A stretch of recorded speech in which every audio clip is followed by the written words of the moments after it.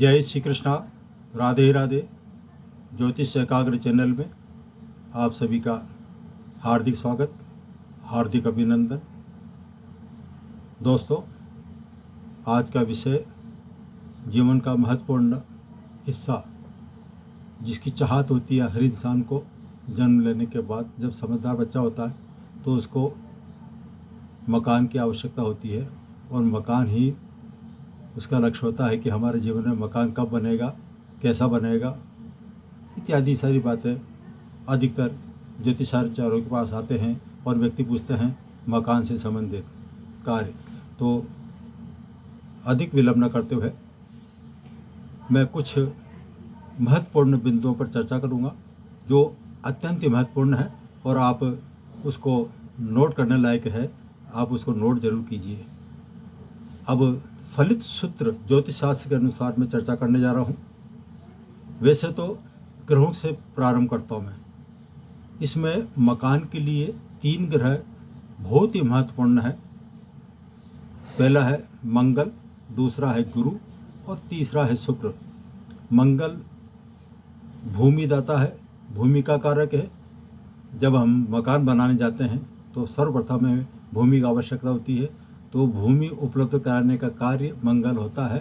मंगल का उच्च होना, बली होना अत्यंत आवश्यक है कुंडली में।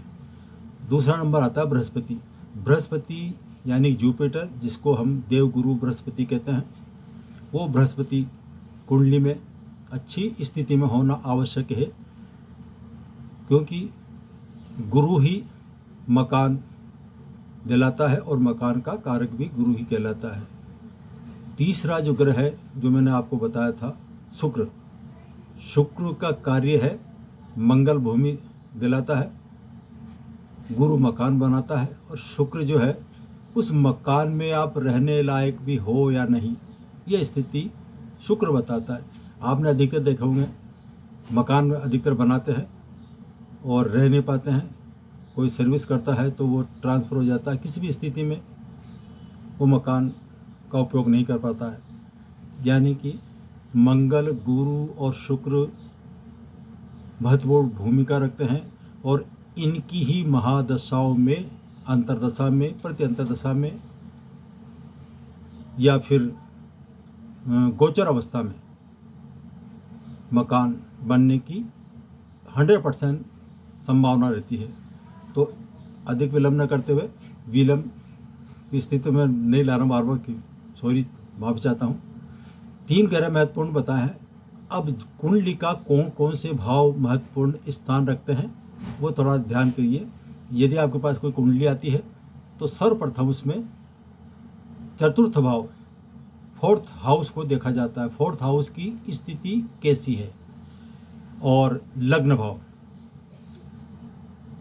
जैसे चतुर्थ भाव का स्वामी लग्न भाव यानी प्रथम भाव, चतुर्थ भाव का स्वामी या तो लग्न भाव में या सप्तम भाव में स्थित हो जाए और अच्छी स्थिति में हो तो मकान बड़ी ही आसानी से बन जाता है, उसको कोई परेशानी नहीं होती है। तो ये तो हुआ बड़ी आसानी से मकान बनने के योग। दूसरा है मकान बनने के लिए कौन कौन से भाव महत्वपूर्ण रखते हैं, ये बता देता हूँ आपको।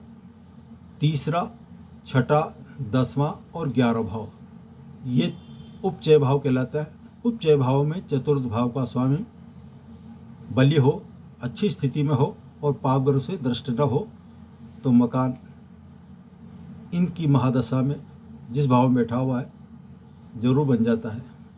तो ये 2 स्थितियाँ तो ऐसी है जिसमें मकान बनने में बड़ी आसान रहती है। अब मकान किसका नहीं बनता है उस पर भी बाद में चर्चा करूँगा। इसके अलावा चतुर्थ भाव का स्वामी अष्टम भाव में नीच का हो, अस्त हो या पाप ग्रहों से दृष्ट हो तो उसका मकान बनना बड़ा मुश्किल होता है, वो सपना ही देखता रह जाता है। यानी कि चतुर्थ भाव में का स्वामी अष्टम भाव में बैठना व्यक्ति के लिए घातक हो जाता है। और भावों पर हम चर्चा कर रहे हैं तो 3, 6, 10, 11 ये तो बता दिया मैंने आपको। और इसके अलावा मेरे जो अनुभव में आया है, प्रथम भाव, द्वितीय भाव, चतुर्थ भाव और 12वां भाव। जो 12वां भाव क्यों है? ये शयन का सुख कहलाता है। तो प्रथम भाव के साथ दूसरा भाव जो होता है परिवार कुटुंब में रहना दर्शाता है, और चतुर्थ भाव यानी कि अपना खुद की सुख शांति समृद्धि मकान में रहे तो कम से कम सुख शांति रहे तो चतुर्थ भाव कहलाता है। और नवम कुंडली का नवम भाव से चतुर्थ भाव 12वां भाव कहलाता है। और 12वां भाव मैं उदाहरण बताता हूँ। दिन भर आदमी थकता है, काम पे जाता है और लौट के आता है तो उसको शाम के वक्त आराम करने की आवश्यकता होती है। तो आराम कौन सा भाव कहलाता है? वो 12वां भाव कहलाता है।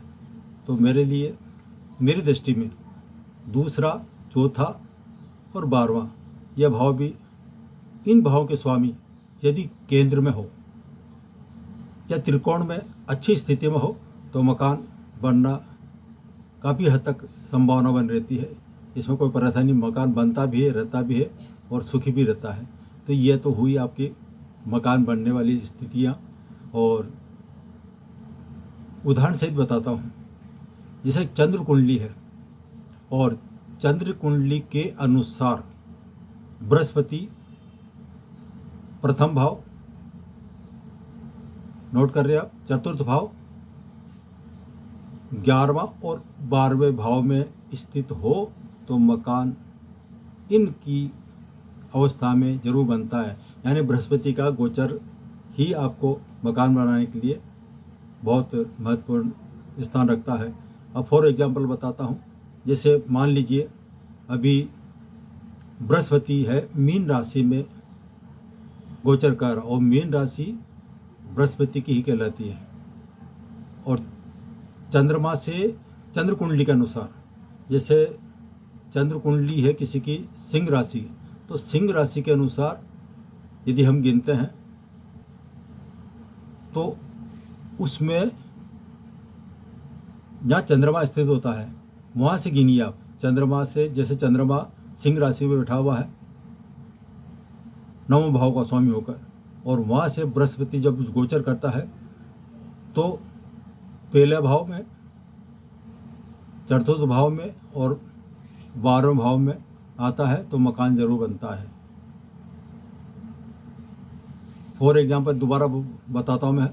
जैसे मेष राशि है, मेष राशि का चंद्रमा है, और मेष राशि से यदि हम वर्तमान समय में मीन राशि का गुरु गिनते हैं तो ये मीन राशि मेष राशि से 12वें स्थान में आती है।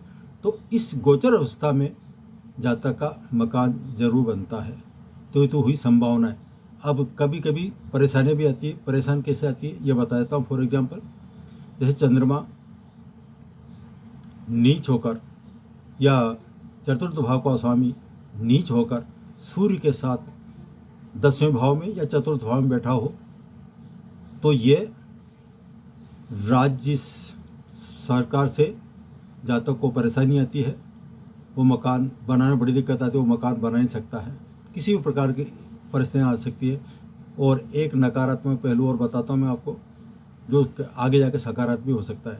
वो है चतुर्थ भाव का स्वामी और छठवें भाव का स्वामी का, इनका राशि परिवर्तन हो, यानी चौथे भाव का स्वामी छठे भाव में स्थित हो जाए और छठे भाव का स्वामी चतुर्थ भाव में स्थित हो जाए तो इनको राशि परिवर्तन कहते हैं।